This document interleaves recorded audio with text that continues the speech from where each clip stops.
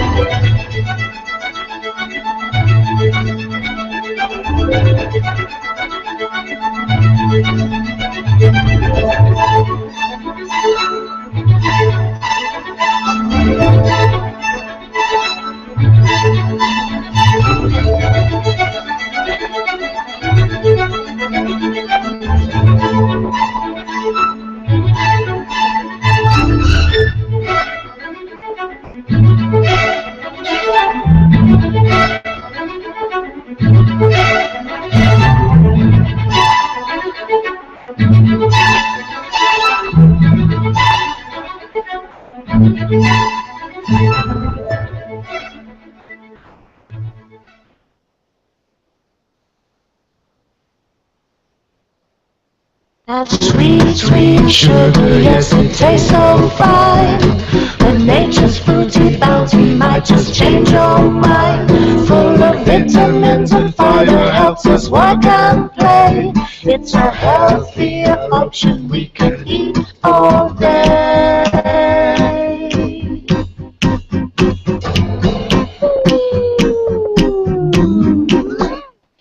Hello children, hello everybody, welcome to today's online field trip. I'm Sam today, I'm joined by Muzz, who's part of our nutrition team. Hi, hello Sam. Muzz, you all right? Hi Sam, hi kids, how you doing? And this is Tom, who's in charge of this huge orchard here. Hi Tom. Hi Sam, hi everyone. Thank you so much for having us here today, Tom. Now, today we're here in Kent, which is the perfect place for today's lesson because it's actually often referred to as the Garden of England because so much fruit is grown here. And of course, we've come here to learn about a very important ingredient here today, surprising sugar. Give us a wave and a cheer in your classrooms, children, if you're looking forward to learning all about sugar today.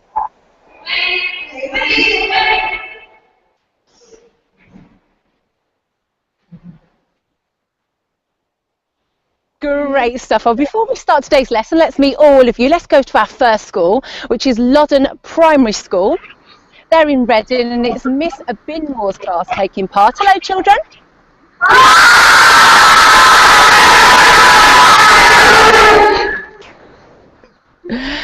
Nice and loud there over at Loddon. Let's see if Stonygate Primary School can be even louder. They're in Leicestershire and it's Mrs. Raven's class taking part. Hello, children.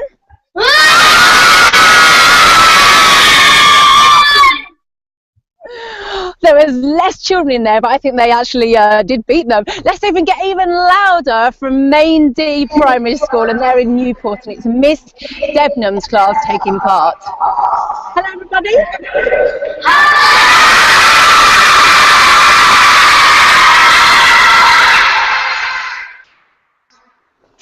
Great stuff, really good to have you all with us today. We're going to learn so much about sugar. So first of all, Muzz, as I said, you're a nutritionist. So what does a nutritionist do? Well, that's a really good question, Sam. And before explaining what a nutritionist does, I think it's important to explain what nutrition is. So nutrition is a study of nutrients like sugars, salts, fats, and seeing what impact they have on the human body. So nutritionists should be able to give people guidance on what to eat and how much to eat with regards to their health. Fabulous. So it's a really important job then. Yes. What are we going to be learning today in today's lesson? So in today's lesson, we're going to be covering off what the different types of sugars are, one which we should be consuming in moderation, and one which we find naturally present in fruits and vegetables. Then we'll be learning about which is which and how to read a product label. And finally, we'll be learning about why fruit is actually a really good way of satisfying your sweet tooth. Great stuff. So I think we're going to be sort of kind of sugar experts at the end of this then. So Tom, why have we come to an orchard to learn about sugar? Well, Sam, fruit is a great natural way of enjoying sweeter foods. So we don't have to add anything to them and just get that sweet taste. Oh, great. And so this orchard is huge. Just how big is this place, Tom? Because we can see trees as far as the eye can see. Yes, so we're farming this area here is just 5 hectares. Which will produce about 2 million fruits every year. Wow, that is crazy. And you have a lot of orchards, don't you, as well? That's right, yeah. If we were to put them all on football pitches, there'd be about 400 football pitches, which produces about 100 million apples every year. Wow, wow. Keep up the good work, because I absolutely love apples. I really do, and I'm sure our children do as well. Before we learn any more about sugar, I know that many of you have been learning about sugar before today, preparing for today's online field trip, using all the resources that we have on our website. They're fabulous, the sugar ones we've got on there. So let's go over and find out some of the sugar facts that you already know. If we could go over to Loddon Primary and find out what you already have learned about sugar before today. When you cut down sugar cane by hand, you set the sugar cane on fire first to kill all the leaves and scare the snakes away. Oh, this is a really great fact. I think that was Izzy. Let me find out if this is right, Izzy. Maybe Tom can help us with this. So, Tom, Izzy at Loddon Primary said that when you could cut down a sugar cane, you set the canes on fire, first of all, to make sure that you scare away snakes. Is that right? That is true, yeah. Luckily, we don't have anything quite so bad around here, yeah. So, I was literally lifting my feet up there and off the ground just in case there was a snake. Do you have to worry about anything in the orchard? the only thing is the occasional wasp sting, but yeah, it's fairly tame compared to snakes. Yeah, wasps are far better than snakes. That's a really, really great fact. Great learning, Loddon. Let's get a fact from Stony Gate Primary now. Secret sugar is hidden in lots of foods. This is a really good one. This is Muzz's subject. So Muzz, sugar is hidden in lots of foods. Is that right? Yes, so sugars can be naturally present, and they can also be in prepackaged foods such as what you can see here. But what I'd say to that, and we'll be learning about it later on today, is you can actually tell by reading product labels just how much sugar is in your food. Oh yes, so that sneaky secret sugar isn't so secret anymore. If you take a look at the labels, they have to be clearly labelled, don't they? So yes, you can tell what is in there. So that's a really good idea before picking stuff up at your local store. Absolutely, yeah. Really, really good learning, children. Let's go over to Maindee Primary School now. What have you already learnt about sugar before today? Too much sugar makes us dizzy, sleepy and grumpy. Let's find out too much sugar makes you dizzy and grumpy and tired. Well, that's actually really interesting, and what I could suggest to that is when you do eat products with added sugars in them, I think you should probably write down in potentially a diary or something how you feel before and after, just to see how if it is the actual sugar that's making an impact on you feeling a bit more dizzy and a bit more tired. That's a really, really good idea. So, yeah, keep a diary, see how you feel, and then you know what, if it made you feel dizzy and grumpy, don't, maybe then leave off it. Really, really good learning, children. You've done a great job before today. Let's learn some more now then. So, Maz, you mentioned there was different types of sugar, different kinds of sugar. What did you mean by that? Absolutely, and the two sugars we'll be learning about today will be added sugars and sugars that are naturally present within fruits. So, from what we can see here, naturally present sugars just right in front of us in all the fruits that we can see. It's quite complicated though, isn't it, to kind of work out? I mean, I get very complicated with sugar. Well, absolutely, you're right, and there is a way of simplifying it. So added sugars, quite simply, anywhere where a sugar has been added to a product. So this can be in the manufacturing process. It can also be when you go home and you're adding sugars to milk or your breakfast cereal, it then becomes an added sugar. What the other side of that is your naturally occurring sugars, which we're in an orchard today, and apples is a fantastic example of something which is naturally present within fruit. That's a better sugar for you. Then let's learn a little bit more about that added refined sugar now in our short video. Surprising sugar. What is refined sugar? Refined sugar is sugar that has been processed to make it fine and white. It is made by taking either sugarcane, which grows in tropical climates such as the Caribbean and Southeast Asia, or sugar beet, which grows in colder countries such as the United Kingdom and other parts of Europe, and processing these to strip away everything except the pure sugar. Sugar gives us a very short energy burst, but it doesn't give our bodies any of the other things it needs to work properly.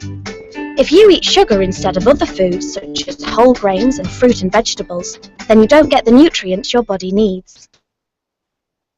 Refined sugar is the kind of sugar that is added to food.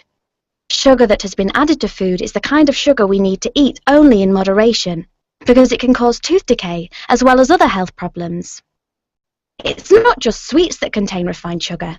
Lots of familiar foods that you might not think of as sweet have refined sugar in them too.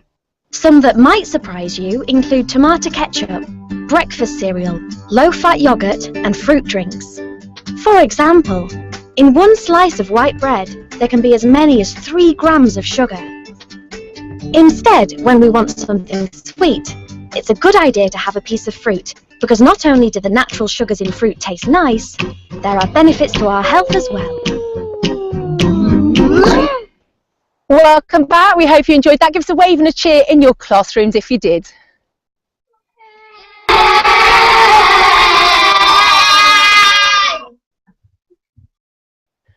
Great stuff. We're glad you enjoyed that. Now, Tom, you said that you were going to tell us why fruit is so sweet, because not all fruit is the same. I mean, if I have a nice ripe, juicy peach and take a bite, that's far more sweeter than, say, a black currant. Why is that? Well, it all depends. We're aiming for a specific level of sugar just to get the right taste.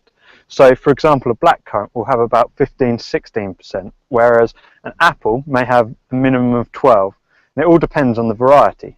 So, some varieties are naturally higher in sugar than others, so it's up to us to try and do something to sort of make them as high sugar as possible. Great. And there's a special technique to planting these trees to make sure you get juicy, sweet fruit. Yeah, so all of them are planted north to south, so that makes them mean they get the most of the sun all year round. But what we do as people at this time of year, when it's cold and the trees are actually dormant, we have guys out pruning at the moment. And basically, their whole job is to just make as much light into the tree as possible. So if we take this tree, for example, this branch up here is extremely large and it's going to be shadowing all of this out. So what we would do is we would take this out like that. Wow. Goodbye, branch. So that means the sun can just now shine down onto this one. Okay. Basically, what we're trying to achieve is actually like a Christmas tree shape. Okay. So we want a thin top. Yeah. And it comes down into a wider base at the bottom. Great. Okay, because I think a lot of our children will probably have apple trees in their gardens, or you may have seen apple trees in the past, and they're kind of like a round bushy shape, if ever I've seen one before now. Never a Christmas tree shaped apple tree. No, well, actually, it's not that great to have a round tree, because all the sunlight is coming just on the top, so you get lovely apples on top, but underneath you've got the green apples that aren't so sweet. And also, for us, it just improves the picking. So it's much easier for people to come in and pick in September, and they'll be able to see these nice red apples on the end of the tree. Perfect. To pick. Yeah, so, well, this looks really bare at the moment. So where would the apples come from? So, yeah, it's true. By sort of the springtime, we get into blossom when everything is in wonderful colour here, and it's lovely. Yeah, a whole field of blossom. Yeah. So this is actually where our fruit is going to come from. So this bud will actually develop into up to seven flowers. What? This is the tiniest little thing, like a little tiny pointed thing. Yeah. 7 flowers come out of there. And 7 flowers can equal 7 apples. Wow. So it's a lot of apples, and if you can imagine 7 apples on there, that's quite a lot. And actually it's not getting the light. So what we'll do in the summer is we'll come back and we'll take off a few apples just to get the right colour and light, so you get a nice good sized apple with nice bright red and therefore sweeter. Great. So the apples that you take off at that point, they're not ready to eat, are they? No, they're just, yeah, they don't taste very nice, and so they'll be actually mulched back in. So actually they're still being helpful into growing the fruit we are going to produce. And what we'll end up with is about 120 to 150 apples per tree. Well, on one tree, 150 apples you may have on that tree. Yeah. That is amazing. And then when they're ready, what happens then? How many people do you have come and pick them at So one we'll have time? up to about 200 people here in September, October. And we'll pick it all, and it will be taken back to our site where it's stored in cold stores, which are lower temperature. And we actually take the oxygen and CO2 out and monitor that. So it actually makes the fruit last longer. So we can actually store till April time now, so last year's fruit. So, yeah, because of course, I mean, and children are probably thinking, well, every time I go to my local store, there are apples. It would be horrible if you went and you couldn't get a packet of apples or a bunch of apples to take. Yeah. So that is a way that we make sure we get apples all year round by a fantastic sort of technique that you use in the factory. Yes, that's right, yeah. That's so fascinating. Well, thank you so much, Tom. Let's go back to Muzz now. Because Muzz, there's other things inside apples, aren't there, that make them good for us? Yeah, absolutely, Sam. So apples are not just a great source of vitamins and minerals, they also can be a source of fibre. So if we take a look at this particular apple here and we open it up, we can actually see that the outside layer of the apple, the skin, is a little bit more fibrous than what the inside is. So means necessarily when you're eating your apples, probably best to keep the skin on, because you're actually getting that fibre benefit there as well. Don't get your peeler out and peel it all off, because that's the best bit you're throwing in the bin, isn't it? Exactly. And that fibre is in most fruit as well, isn't it? Not just the outer skin. In some shape or form, there's fibre in all fruit. Is that right? Yeah, but it's a source of fibre in the majority of fruits. But yeah, more and less, varying depending on the fruit. Great, fantastic. And why fibre is so important is the NHS have actually put it out on their website that fibre actually aids the digestive health. So before going into digestive health, it's probably good to simplify the digestive system for you. So it starts with the teeth. So when you bite into an apple, you're chewing it and you're breaking down the apple. It then moves down to your stomach, which breaks the apple down even further. Then moves into your small intestine, which is able to extract all the nutrients. Then it's passed out into your large intestine and eventually gets flushed out. It's quite a long journey. I understand these small intestines is quite an amazing organ, isn't it? It's very long. Yeah, if you were to stretch it out from here, it would actually be 6.7 meters long. Yeah, wow, it's absolutely massive. That's amazing. And of course, when it's made its way all the way through your body, you probably need to spend a little bit of time alone in the toilet. Yeah, absolutely. And just to touch on that, fibre and why it's so important is it actually helps ease the digestion of other foods as well, and that's why having a diet rich in fibre is a good thing. Like a little broom sweeps its way through you. Fantastic stuff. What about the other sugars that are added into food? Yep, so added sugars, the main issue or concern we see with added sugars is the tooth decay. So when you have sugars, when they have contact with your teeth, they can erode some of the outer layers, what the Change for Life website actually states is that when you're consuming high added sugar products, you should consume them with meals as opposed to in between meals, because it's less likely that they'll have contact with the teeth. Fantastic. Now, you just have mentioned the Change for Life website, and this is a great website, isn't it? It's got so many things on there, and really does kind of give a basic idea of it's not too complicated, is it? So if you want to go on and find out what's in different types of food, the sugar or salt or anything, that as a nutritionist, that's a great place to go, isn't it? Or as a child. But absolutely, great place to understand recipe ideas or making sugar swaps, so changing fizzy drinks for different drink options. Also things like chocolate, what else can you replace it for? Possibly fruit would be a better option, and Change for Life website offers all these alternatives. Great stuff. So how can we tell where the sugars are added? Yeah, that's a really good question. So it's important to know that the fruit is an excellent source of these of these sugars, but when we look at added sugars in prepackaged products such as cornflakes or yogurt, it's sometimes quite difficult to tell. So taking the example of cornflakes, and if we look at a nutrition table, we can tell that so we have the 30 grams or the per serving column. So when we look at this, we've got fats, saturates, carbohydrates, sugar and fibre. And the fats, so what we should look at when looking at sugar is it's under the carbohydrates, and the sugar is 2.3 grams per 100, which is actually just under half a teaspoon, half a cube of sugar. Great stuff. Well, I know that many of our children have been doing investigations in the classrooms and learning all about sugar. So let's find out how they've got on. I'd love to find out how Loddon got on in investigating all about sugar. So if someone could come up and tell me what you investigated, that would be great.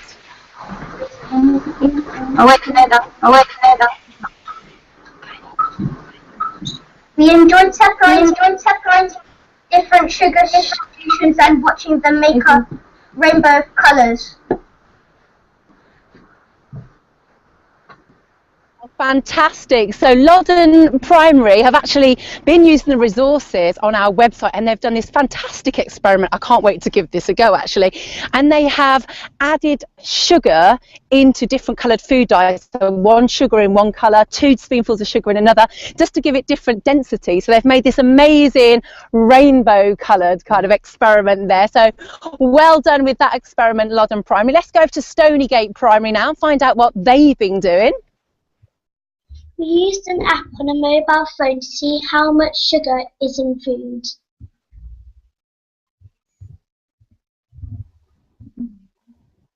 Could you repeat that one more time for me, please?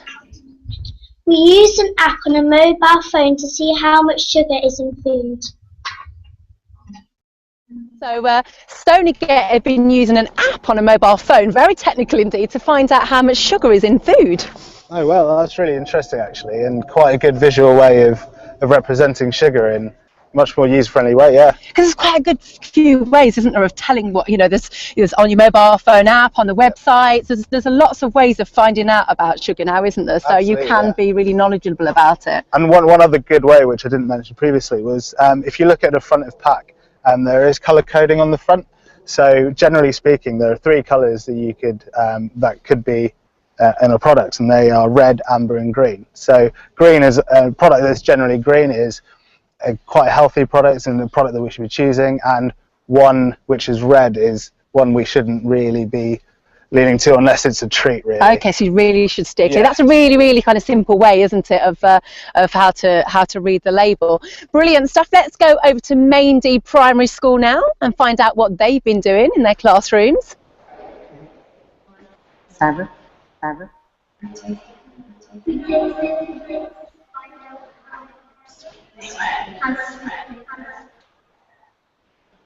You get that? We tasted fruits to find out how sweet they were. Could we do that one more time? Could you be really loud for us, please? Yes, Sarah. A little bit closer. We tasted fruits to find out how sweet they were. Just one more time, nice for us, please. A little bit closer. Shout it. Right, kneel down. We tasted the fruits to find how sweet they were. We tasted fruits to find out how sweet they were. Great stuff. So Maindee tasted fruit to see how sweet they were. And I guess they worked out which is the most sweetest and which had the most sugar in. Well done, everybody. You've been really working hard in your classrooms. So Muzz, it's not just food, is it, that has sugar in it as well? We have to be careful with drink as well, don't we? Absolutely. That's a really good point, Sam. Because so we've got a cup here. Full of fizzy pop. And I'm just going to ask you, Sam, how much sugar in terms of cubes, do you think that are in this fizzy pop? About 4 cubes. 4 cubes? Well, let's just lay it out for you. And hopefully you'll have a good understanding.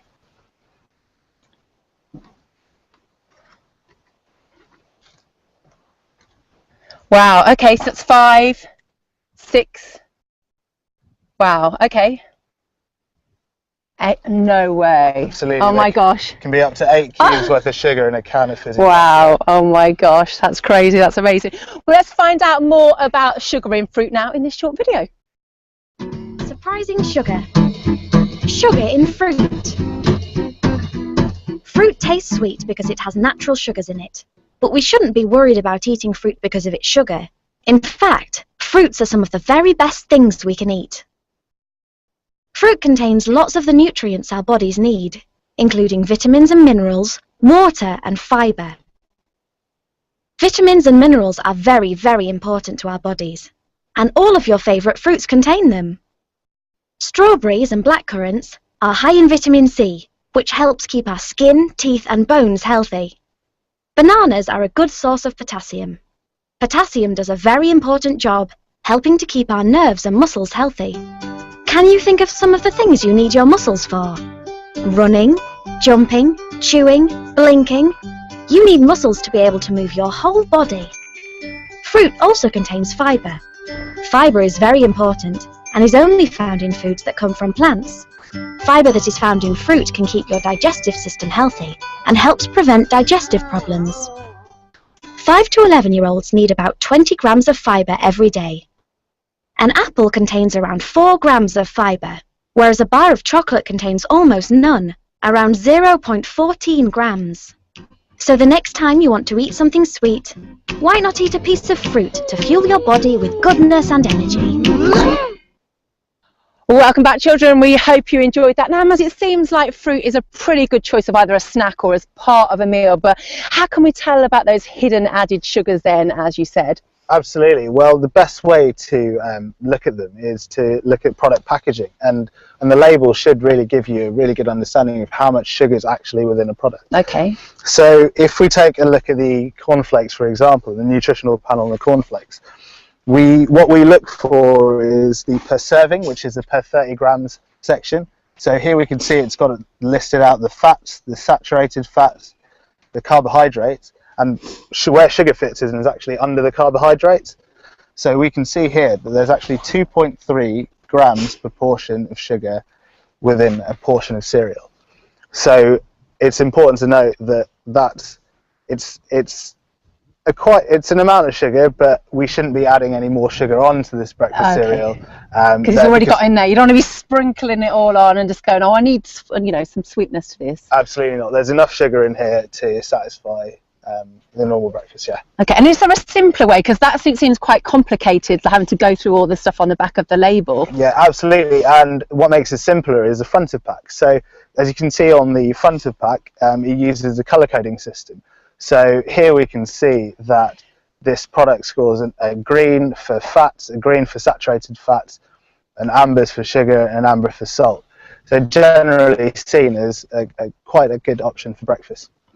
And as we've already learned, it's not just in food as well, is it? So drinks you have to be really careful of, haven't you? Absolutely, and we just covered it off that 8 cubes of sugar within a canned drink is just really a lot, too much. I mean, the children aged 4 to 6 are only allowed 5 cubes a day, and children 7 to 10, yeah, absolutely, and children 7 to 10 are only allowed 6 cubes a day. So just in a can of fizzy pop, you're actually exceeding your limit by 2 cubes. So if you've been running around outside and you're thirsty, you come in and you just grab yourself a quick drink of fizzy pop, you're actually taking loads more sugar in than you should be for the whole day. And if you've already had cornflakes or some sugary cereal, you're in trouble. Absolutely, and the Change for Life website actually advises not to have any fizzy drinks for children.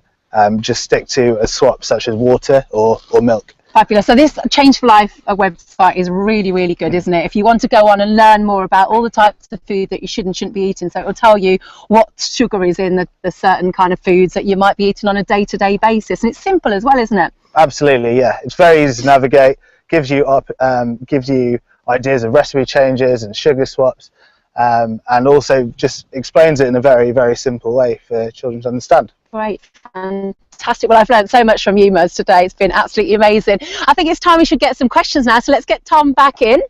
And if we can go over to Loddon Primary School now and find out if you have any questions for our experts. How much sugar does an average person eat every day, and how much should we eat? Really great question, Muz. How much sugar does an average person eat each day, and how much sugar should we eat? Yeah, that's a really good question. So it's been shown in previous research that children can consume up to 60 grams worth of added sugar per day. And as we've spoken about, that's roughly, maths right here, that's roughly 15 cubes worth of sugar. Wow. And when we say that they should be consuming anywhere between 5 or 6 cubes of sugar. Oh, wow. So we're definitely exceeding the sugar intakes a lot more than we should be. Great, a really great question. Let's go over to Stonygate Primary School now. Do we have a question for our experts? Is all sugar bad for you? This is a really great question. So Tilly would like to know, is all sugar bad for you, Muz? That's a really good question, and what we learned today is that the sugars that come from natural sources, such as fruits, we should eat them as much as possible because it's a great way to satisfy your sweet tooth. Not just this, but things like carrot sticks also, vegetables which contain these naturally occurring sugars as well. What we should eat in moderation are things that have been, sugars that have been added to products. So as you saw, your fizzy pop, we shouldn't really be having those, we should be avoiding those, or your breakfast cereals. And you can learn, you can see how much sugar there is by actually reading the product label. Really great advice there. And let's get our final question. Let's go to Main D Primary School now. Let's ask our experts. How does sugar get into food? Question for Tom. How much sugar do we get in fruit? It's a varying level. So it will start at about 12%, but it can go up from that. And how we get sugar in fruit is based on, of an apple, 85% is water, and the rest is made up of a dry material. And part of this is carbohydrate, and some of this carbohydrate is starch. And as an apple ripens, it will automatically turn to the starch to sugar, and that's how we get sugar in our apple. Great stuff. Really great questions, and thank you so much, experts. One final question to you both. What's your favourite thing about your job, Tom? Who can't love it? Being outdoors and just creating something that you can see at the end of the year. Yeah, it's a really lovely place, especially when it's not raining. How about you, Muz? Well, I love learning about how nutrients affect the body, and I've finally found a job that actually lets me do that on a daily basis. So yeah, very happy. I think we find that it's a very important job as well, isn't it? So keep up the good work. Thank you so much for joining us, children. Sadly, we've come today at the end of today's online field trip. But don't forget, if you'd like to sign yourself up for a farm to fork trial, you can do that. Everything you need is on our website, and you'll be learning all about where your food comes from, and you have loads of fun too as well, just like the children are having on the screen right now. So make sure you do that. But from here in Kent, it's time to say goodbye from myself, Muz, and Tom. Thank you so much for joining us. Bye. Goodbye, Loddon Primary.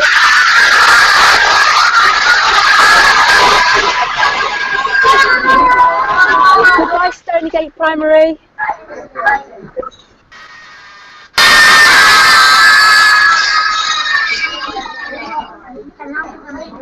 Goodbye, my Main D Primary.